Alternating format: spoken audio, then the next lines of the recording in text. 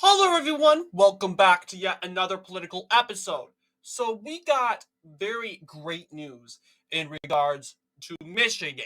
And although polls in Michigan seem to continue to be in Kamala Harris's favor, however, but despite that, we got a great major endorsement that really does echo the what it's looking like right now, what the majority of the people in the Arab community does think about in the 2024 presidential race. And because the reason I say this, we have the mayor of the biggest Muslim city.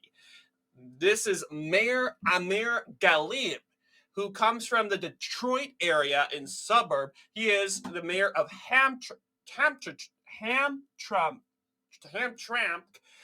He has announced that he is endorsing Donald Trump. Keep in mind, this is an Arab, and I want to believe he is.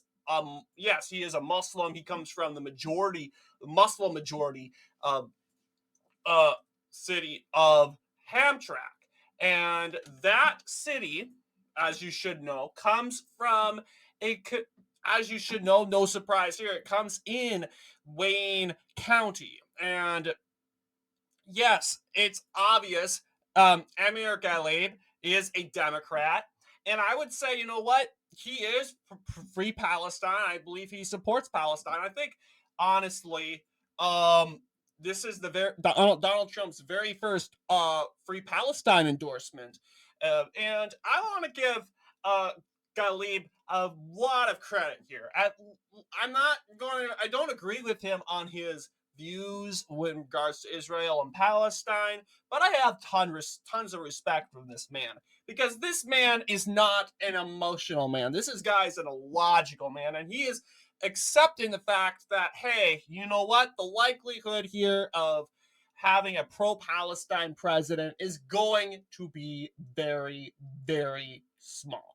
There in the future, will there be a pro-Palestine president? I don't know. What it's looking like right now, are we going to have a pro-Palestine president right now? No.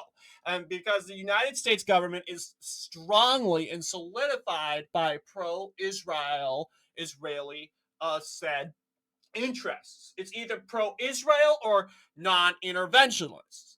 Now, Amir Ghalib is like among many Arabs in the Democrat Party that is routinely frustrated with his political party and its stance in regards to Israel. And when it comes to said supporting Israel, and while Israel continues its war and is committing war crimes, etc., etc. But what is Hamtramck going to do about it? He's not going to go and loot and riot around the city, um, like a lot of the radical left likes to do, the Free Palestine mob. Do you think that's going to do anything? Do you think that's going to help it save a Gazan's life? No, it's not. So you can stop. Stop. You can donate to support Gaza. There's nothing wrong, guys, of donating to support children in Gaza. A lot of people say, I don't want to do that. It's free Palestine. No, it's not. Free Palestine is rioting and setting things on fire in the name of diversity because you think that white people in America need to suffer more and need to feel pain that the Gazans are feeling.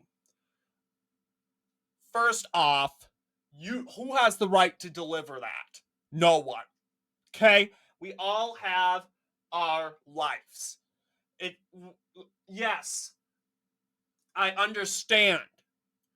The Gazans are living tough lives, but not everyone lives tough lives. But that doesn't mean we do not sympathize with the Gazans. We may not support a free Palestine state, but that doesn't mean we support what's going on in Gaza. These people are so black and white. What we are seeing, Mr. Hamtramck, I'm having a hard time not Mr. Hamtramck, but the mayor of Hamtramck, Mr. Ghalib, he has a very big, being very logical, unlike a lot of the pro-Palestine base that will continue to call out people that do not stand with condemn the people, condemn the so-called genocide in Gaza. Do I think it's a genocide? Well, I'm not going to go as far as calling it a genocide. I'm going to go as far as saying Israel is taking it way, way too far. Is it a genocide? I don't know. I don't know.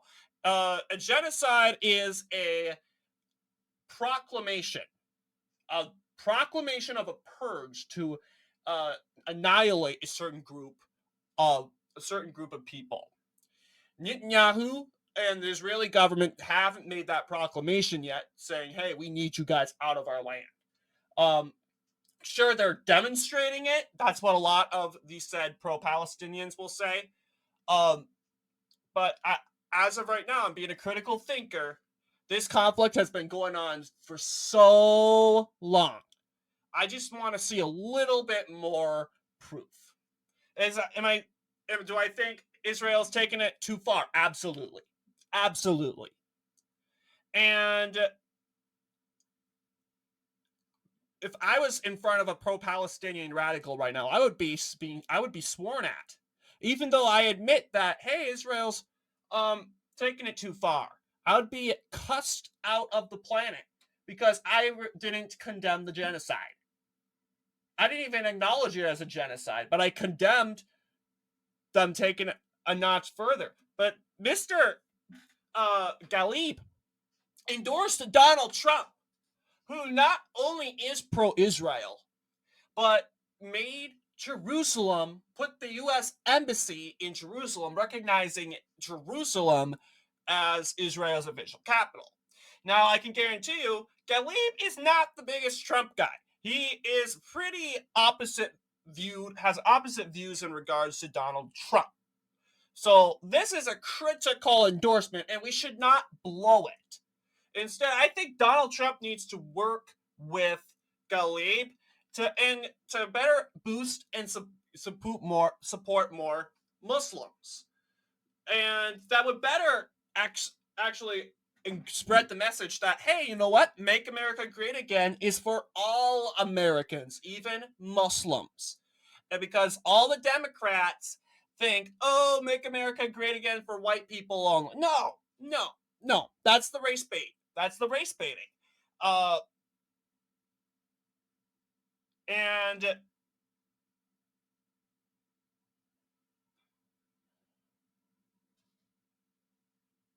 yeah, I was just reading the bottom here.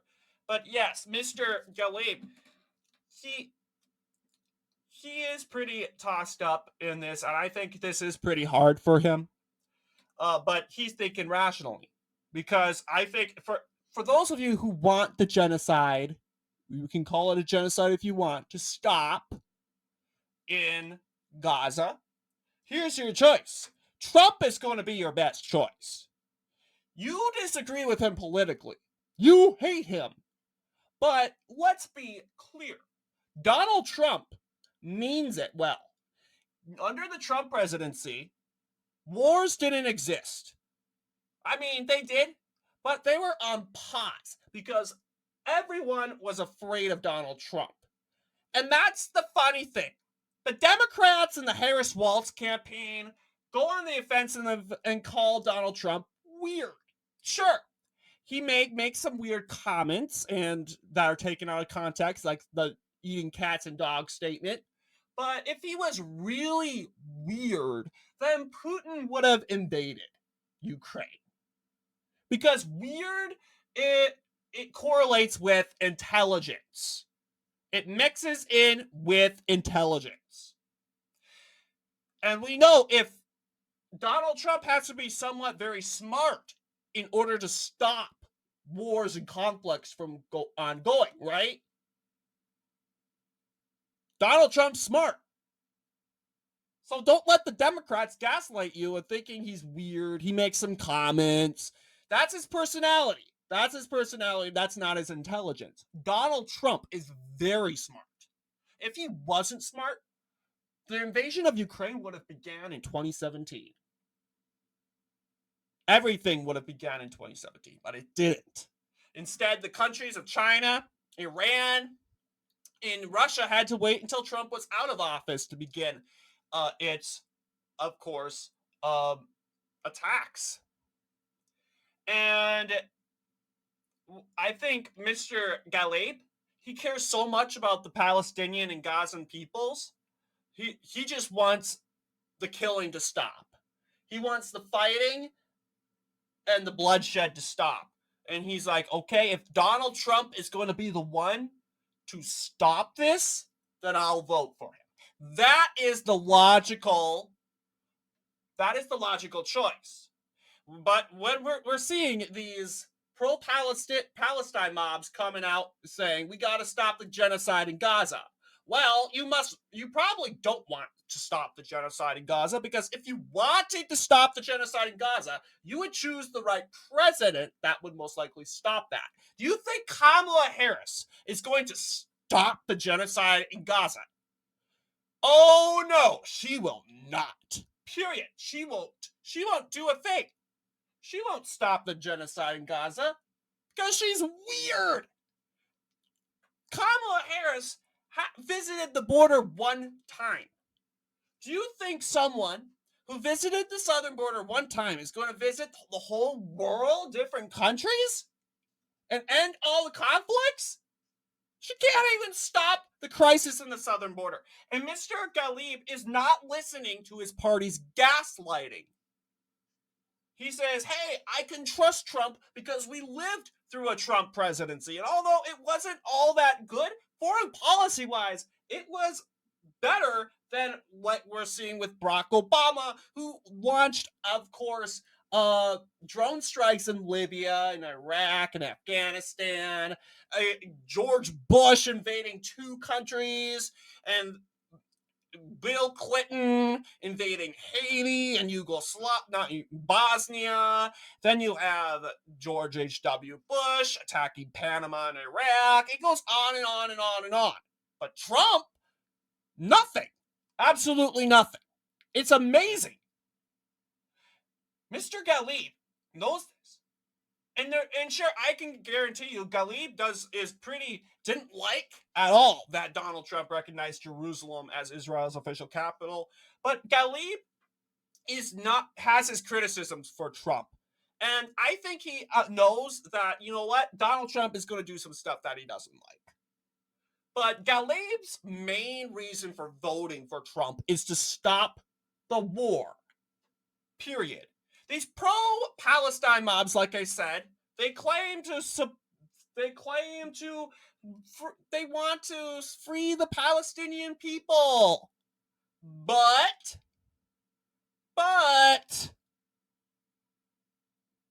here's the thing. They don't want to vote for Trump. They don't want to vote for they'll vote for third parties that won't even win. You might as well not vote. They don't have the humility to go out and vote for Trump. They don't. This man right here has the humility. He has the humility.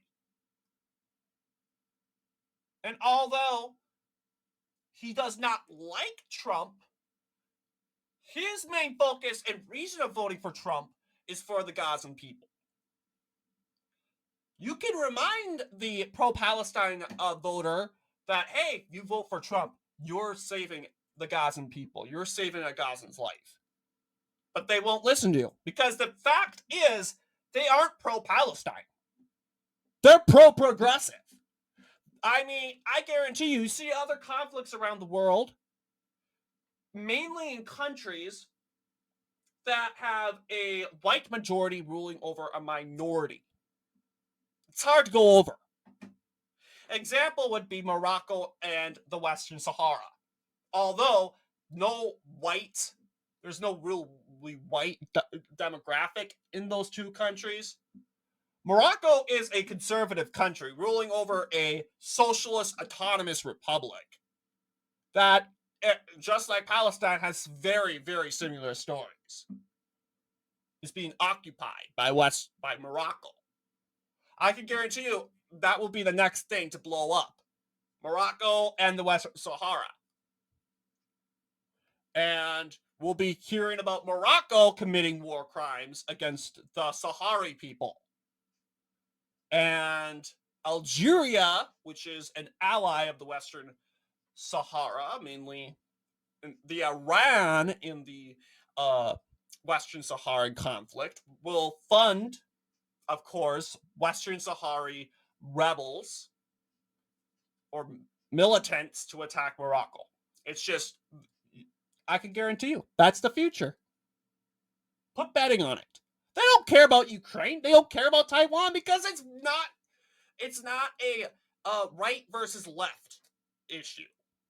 It's not. It has to involve politics and race. This conflict is interesting. The Israeli-Palestinian conflict kind of involves race and religion and politics, but more so it's politics, because you could argue and say that the Israeli people are white. They're not really white. You could, and I know I'm talking a lot. We'll get into our prediction in a little bit, but the Israel is mainly, of course, it's Jewish. It's a minority demographic, but they don't care. The narrative is racially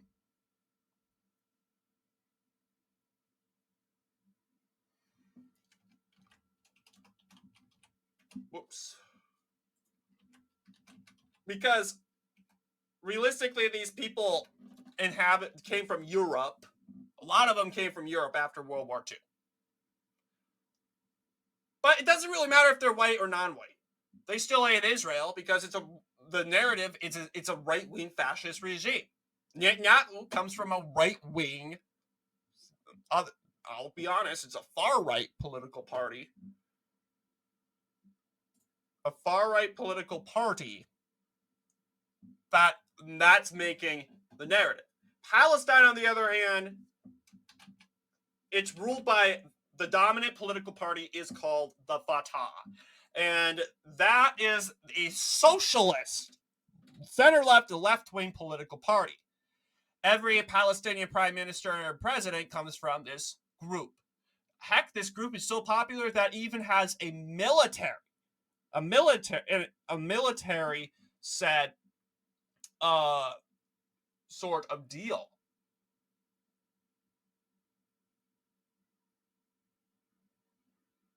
So, interestingly enough, and Hamas also is represented in the politics too, which results to the Hamas-Fatah conflict since that has been going on since 2006.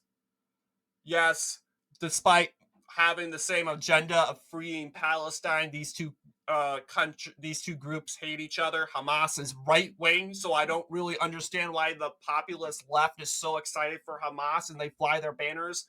Because they're left wing. I mean, they're right wing. They're far right. They are jihadist far right. That's why Fatah, a left wing group, does not like Hamas, and they fight all the time. But in regards to Israel-Palestine conflict, Fatah will support Hamas, and they'll combine and support in a social issue. So we went really deep into why Mr. Amr Ghalib, 43, mayor of said Hamtramck, Michigan, is going all for it in supporting Donald Trump. And it's mainly logic over identity politics. I'm a Democrat. In other words, I'm non-white, and that's okay. I'm not a white guy. I'm part of a minority group. I am and I am a Muslim American, and I'm a Democrat, and I'm voting for Republicans. You're not supposed to do that if you come from those groups. But he's being logical and smart because I have a reason. I have a reason to vote for Trump. It's not because of identity politics, because he has R by his name. No. It's because I want to see the war in Gaza end. And I think Donald Trump's the most realistic guy to do it. Period. Politics-wise, I think this is a huge Democrat stronghold.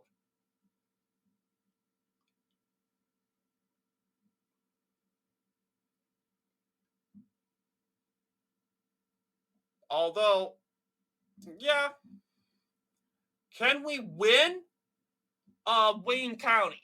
That's the other thing, guys. I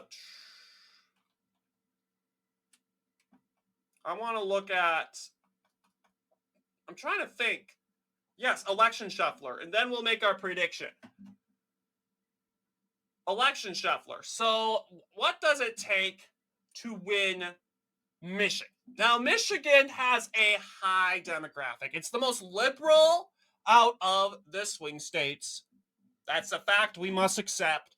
So, it's going to be the most difficult to win. And to be honest, this is going to be Kamala Harris's most likely state to win out of the 7 swing states. Reason being, there are a lot of reasons. You got, of course, the city of, I would say not city, but you got Kent County, Grand Rapids.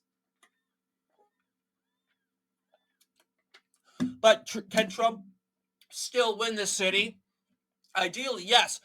Actually, kind of. I don't know. Kent County, Grand Rapids. It's mostly kind of in favor for Dems. I would still think that you know what, Kamala Harris would win it. It's a big city there, but what I'm thinking is reset the county results. It shifts right. Of course, it's going to shift right. That's my intention. Or it can shift left. But if it shifts left, then we have a much harder time winning Michigan. Okay? If it shifts left, then we kind of have to be open to the idea that, hey, Donald Trump is not doing so well in Michigan. But in a scenario where we win Michigan, well, if we win Michigan, then Grand Rapids, along with Kent County, should shift more to the right. How much does it shift? We'll say it shifts by 2 points, okay? 2 points. 2 points to the 2 points to the said right.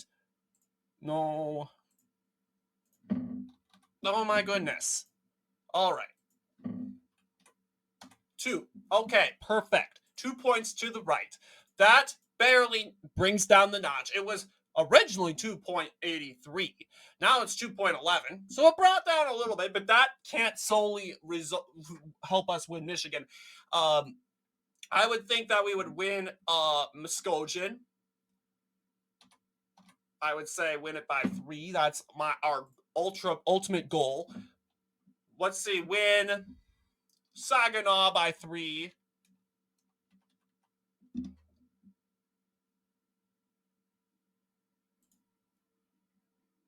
Okay, it's dropping significantly. But it's going to be like Wayne County.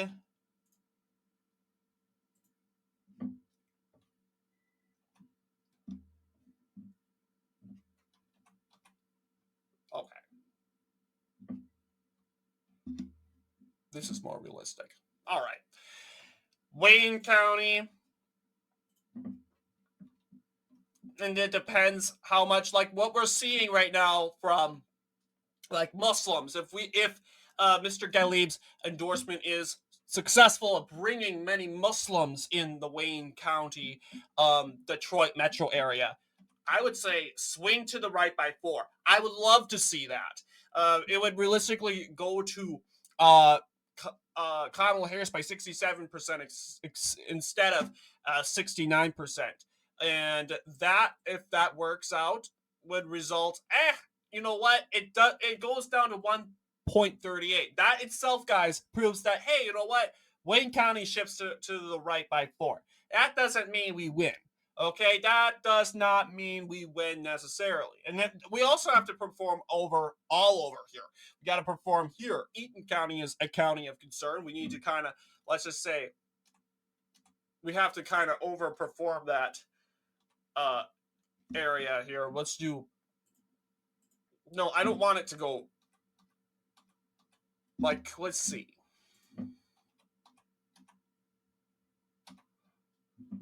Yeah, perform better in Eaton County because that's part of the reason why we're losing Michigan. Eaton County comes from, it's a swing county, but we kind of have to win it. It's a great amount of population there. Washtenaw, big amount of population. We should try to win it though. Let's see. Bring it to the right by 4 if this, once again, does have a decent Muslim population. Okay. So we're getting pretty close. Yeah, it's going to take a lot, guys. I mean, we swung it by, I don't know, 1 point in 1.30 to the right, but Democrats still win Michigan, even if we bring Wayne County to 67% or Washtenaw County to like 71%. What about Oakland? Well, we could try to win Oakland. Well, I mean, we can't win Oakland, but we can at least dial it down. Let's see what happens. Oh, look, now it went down to 0.92. So Oakland is a great county to campaign in. Same deal with Macomb County, where it does have a significant population in favor for Republicans, but increase it by 3 points. Okay, it's lowering down a bit. Perfect. Genesee County has historically been a difficult county to win. Okay, 54%. Do we want to win it? Nah. I mean, we don't need it to win it, but we need a lot of votes because it does have a lot of people. 100, like 200,000 people, guys. I would like to see us winning like more, not losing by 6.48. That would definitely, yeah, we're getting closer with two Kamala Harris. So there's a lot of work we need to do with Michigan, obviously. Marquette, same thing. Yeah, not many people. Like if you have this county go to the right by maybe 53.5, doesn't really do anything. Same thing with Lelanu. It's going to probably be Kent County.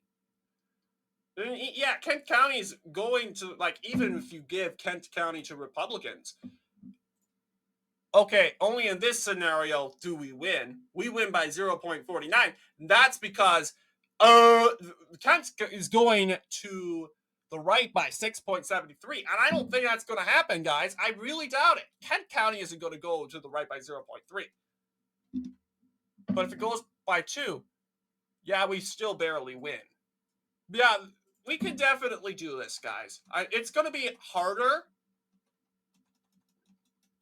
But hey, let's, before we end this video, let's kind of update ourselves what the current polling situation is looking like in the state of Michigan. Ideally, it's still Kamala Harris's to win. But not to mention the state is better in Trump's hands, seeing that this state overall is a state. Yeah, this is a state where Trump has had difficulty winning in regards to polls. I could remember, yeah, polls, it's more accurate compared to Wisconsin. Sure. Yeah, you'll see. Biden was supposed to win by 5.9. Well, what was the actual result? Actual result?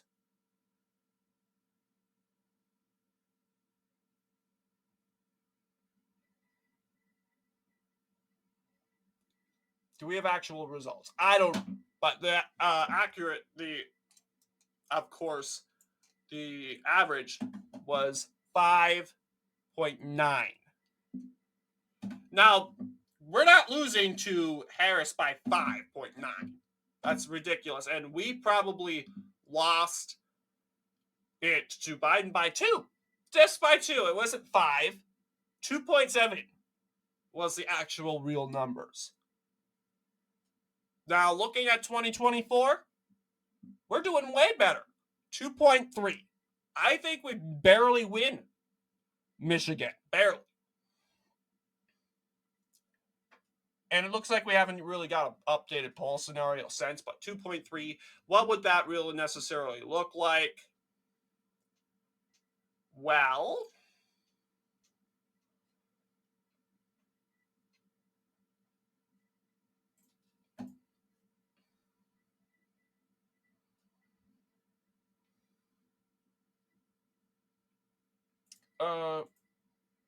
if I can bring it back up our Michigan map. This is the current scenario, 2.83. It's not the real, it's 2.7. But in our scenario, I kept putting Muskogee in favor for Trump, and I would realistically give it to him by 1.44. And then there's Saginaw.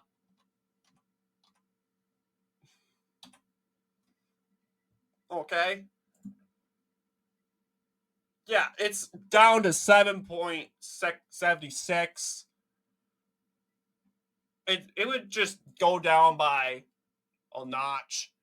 But yeah, I would go ahead and say uh it looks like the same. Harris gets away with Kent, Wayne, Washtenaw, Eaton.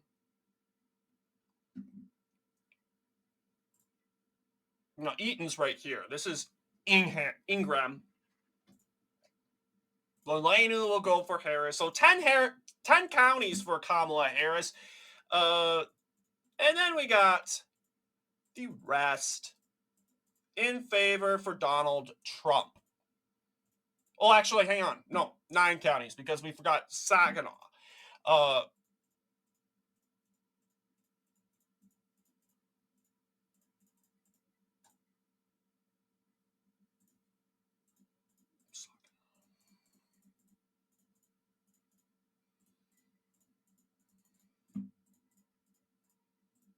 but yes, this is our prediction in this very long video. Got to the point. Yeah, I got to the point, and here you go. Here's our prediction. As of right now, Kamala wins by 2.4. Well, what's the mark? What's the average again? 2.6. Well, no. Wait, is that real? Oh, this is the. Never mind. That is the 2.3. That was including the multi race numbers.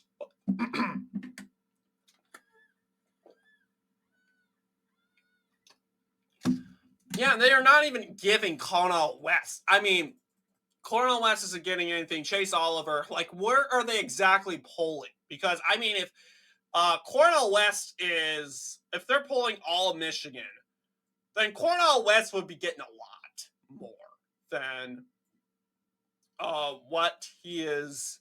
Like Kamala by 5. Okay, Jill Stein 2. I would like to see a little bit more, but we are seeing barely anything for Cornel West.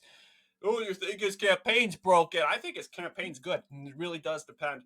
They're really underestimating Kamala Harris. I mean, they're really underestimating these left-wing candidates, especially on an issue that a lot of left-wingers seem to be motivated on. So what do you guys think in regards to our video? And our prediction, of course, let me know down below. And as always, I'll see you all in the next political episode.